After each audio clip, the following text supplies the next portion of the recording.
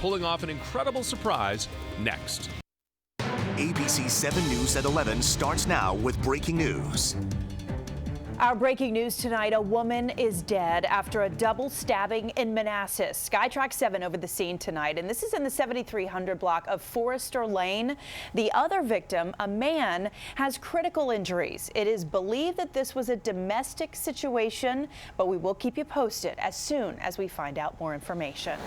New developments from the White House. Once again, we are not talking about a speech or even policy. This time it is an incident and a tweet. The Secret Service investigating after someone threw an object at President Trump's motorcade. Let's get straight to our Tom Rousey, who's at the live desk with more. Tom, what happened here?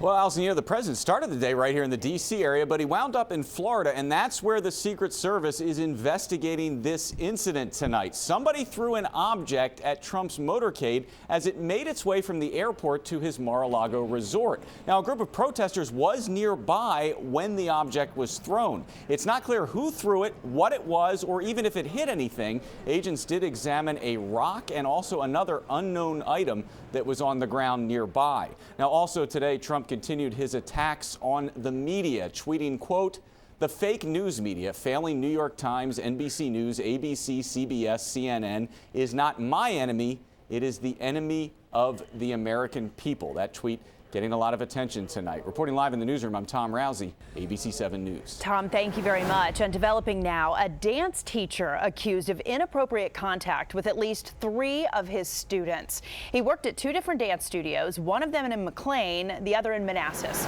And that's where Annalisa Gale joins us live. Annalisa, what are police telling you about this case?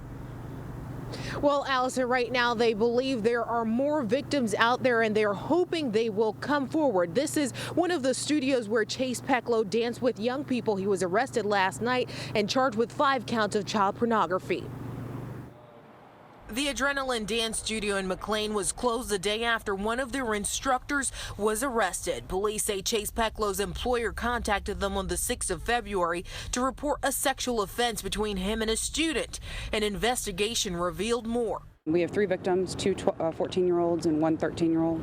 Detectives tell me that Pecklow had inappropriate communication with his female victims for nearly a year, starting in December 2015. He's also accused of having a sexual relationship with one of the 14-year-olds. Officer Megan Hawkins now has this message for parents. Talk to your children, make sure they know what the difference between an appropriate conversation and inappropriate conversation is with an adult. Pecklow also taught at Stage Door Dance Studio in Manassas. The business owners released this statement, which says in part, "We have no knowledge of inappropriate behavior of Pecklow with any of our students. However, we take this matter very seriously and will continue to investigate."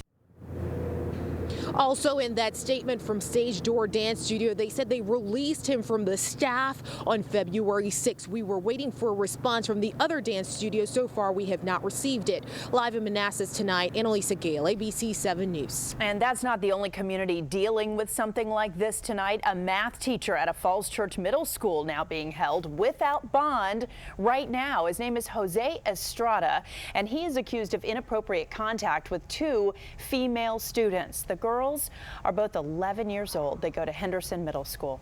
Estrada will be in court Tuesday for aggravated sexual battery. A police officer sentenced for inappropriate behavior, but he's not going to go into jail for taking a photo up a woman's skirt. Michelle Marsh is here now. And Michelle, I understand the young woman told her side of the story tonight. She did, and it was a very emotional story that she shared in court today during today's sentencing. Prince George's County police officer James Sims was given 3 years supervised probation for taking an upskirt picture of a woman at a sports store in Bowie. Now, that woman turned out to be an off-duty D.C. police officer. And I was reaching up to get like a metal bowl, and I felt something behind me, and I turned around, and his light was on underneath my dress. And so I immediately like jumped. And then like I turned around, my first initial response was I smacked him across the face. I think he's creepy. I think he's just a sick individual. And like for him to be a police officer doing stuff like that, I just think that he's a really bad example of what we stand for. Sims pleaded guilty last month. Jonathan? All right, Michelle, thanks. This is just something we're getting to the ABC 7 newsroom right now. The CDC has stopped work at its most secure biosafety lab over an equipment concern. This is all according to the Washington Post. Turns out those air hoses that are a part of the full body protective suits for the workers, they actually were not certified for breathing air. About 100 workers have used those hoses in labs, but there's no evidence right now that they were actually exposed to any hazards because of them. Weekend is finally here, and let me tell you, it's going to be absolutely beautiful out there. Lots of sunshine, a cool start to our Saturday with temperatures in the 30s at least early on, but with all the sun, we're going to warm things up nicely into the middle to upper 60s by late afternoon. We will see added clouds late in the day. Now coming up, I'll tell you how long the warm weather is going to last on the 10-day, plus our next best chance for a few showers, maybe sooner than you think. More on that in just a few minutes. All right, Steve, sounds really good. Thank you very much. Meanwhile, right now, 20